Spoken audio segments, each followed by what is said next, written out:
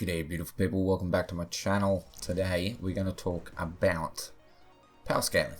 I was today on Facebook and was noticing a bunch of people that didn't understand things like armor values, what armor actually does, penetration, what penetration actually does, and didn't sort of understand how power scaling actually even works in the game, and also crit. So what we're going to do is we're going to go over all the stats within the game, all the different things that you can apply to heroes. In another video we'll do armor and penetration. We'll also be doing another video on crit, specifically on crit, and then we'll, I suppose, do one on health, mana regen, health regen, that sort of thing. And then move on to certain things in regards to effects you can get off of cards like poison, etc, etc. But today we're going to talk about power scaling and why it's kind of important to know how power scaling actually works for different heroes. So it's a common misconception that when you are to look at a hero sheet like this and see a basic attack power of 10, that it means that their power scaling is a 1.0. Okay, in the case of Wukong, who is not there. Where is Wukong? He's not on this list yet. Is he in an offlaner? I think he might be on the offlane section. He does actually have a power scaling of 0.9, so there is no direct correlation between the basic attack number that is given in the game and the power scaling. Same with ability attack, durability, mobility. It is a general range indicator to say that this person does a lot of damage, and say at end game they will do a lot of damage if built correctly. He only has his double jump and his pushback that technically count as ability attacks, so that is why he's on a 3. He is a carry, so he's getting less health per level than other heroes, which is why his durability ends up at a 2, and his mobility, because of his abilities, lands him at a 7. So there's no direct correlation between any of these things and actual power scaling. So what is power scaling? Well, if you have watched any of my hero builds, hero guides, you've noticed that I always mention what power scaling actually is. So you get power scaling on lots of different things. If we'll head on over to a caster in a minute to explain it even further, but you'll see that Wukong's power scaling on his basic attack, his left mouse button or his R2, is 0.9. Okay, he starts by doing 61 basic attack damage.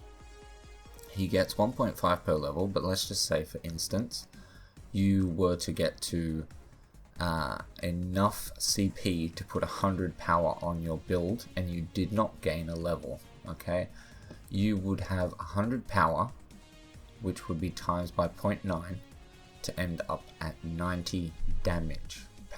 Your power scaling is a multiplier that takes power from your cards and translates it to damage.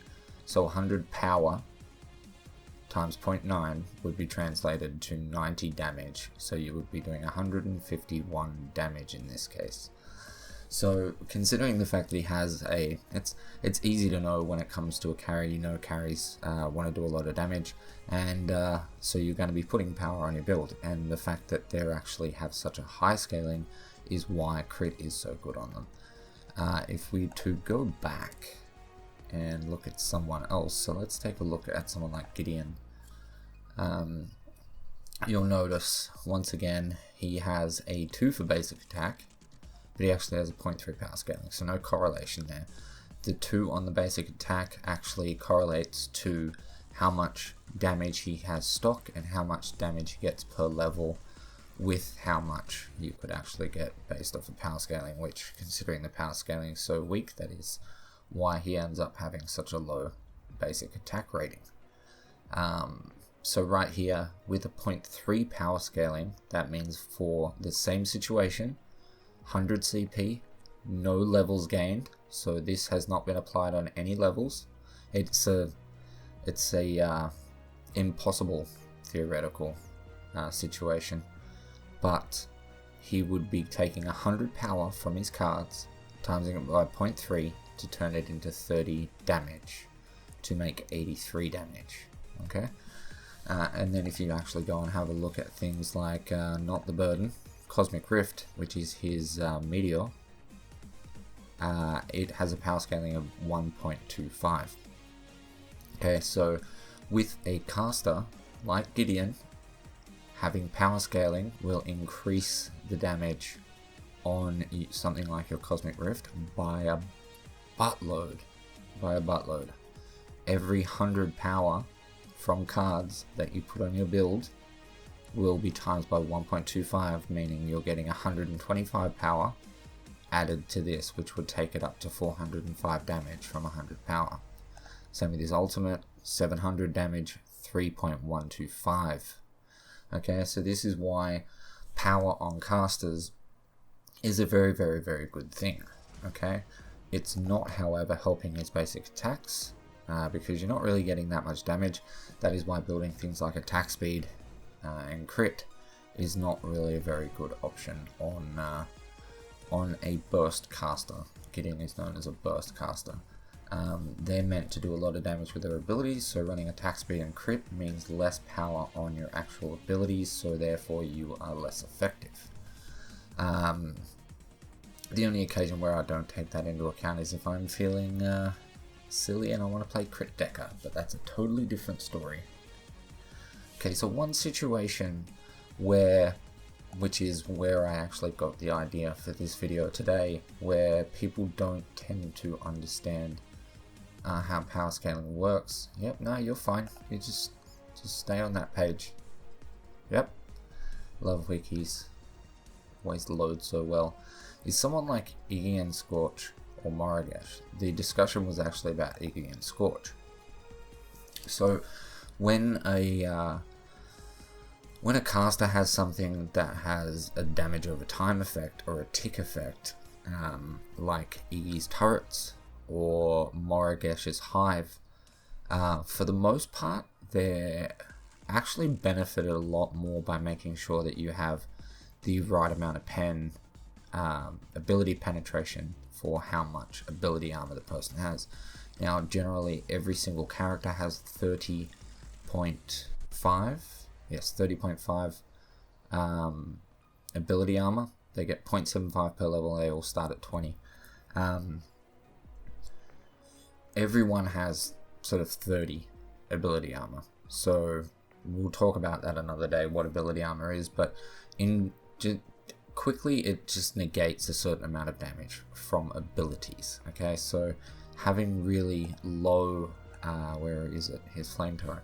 Having really low amounts of damage on an ability like Moragesh's hive, like Iggy's flame turret, it's actually benefited more by having a bit of pen and making sure that it all gets through, because the damage doesn't really scale very well. So the person today was arguing the fact that because Iggy's flame turret is 2.5 power scaling, that you should build power because it means that they're going to be extremely effective. But the way that it actually works is that these turrets last for 10 seconds. This 750 damage is over 10 seconds. So that means you're doing 75 damage per second. Okay? So if you look at the 2.5, right, that's generally 250%, you assume it to be. If you were to put 100 power onto your build at 2.5 power scaling, right, that is an extra 250 damage. That damage is added to the maximum value, making 750 1000. Okay? If you were to divide both those numbers by 10 for how long the ability lasts for, that means that for 100 power, you've gone from 75 damage per second to 100 damage per second. Okay? Now, although it looks like it's going to be 250% increase, it's actually a 33% increase, because 25 extra damage is only 33% of 75. Okay, so it looks a lot better than it is. That is why someone like Iggy is better off not really even building that much damage to begin with, because the majority of the time he's going to be using his turrets. He does, however, that is not the ability, do a lot of damage on his oil spill, but he's a lot better off sort of building mana regen and a little bit of health and armor to stay alive, and just using the power that it already has. Because if you were to take a full power build on a caster, it's probably going to be around, if you weren't building pen as well, just 280, 300 extra power on your build. So if you were to take that 300 power, that would be 750 extra damage, which would make this 750 1500. Divide that by 10, it would be 150. Okay, you're only getting 100% damage increase, not 250% damage increase. And that's one thing that a lot of people don't really look at with a lot of things. Power scaling is not always, in most cases it is, but it's not always as simple as it seems at first. And the other thing that you need to realize is, like I said, abilities like his turrets or Moragesh's Hive that have extremely low amounts of damage are benefited, especially in the early game when characters already have 20 armor.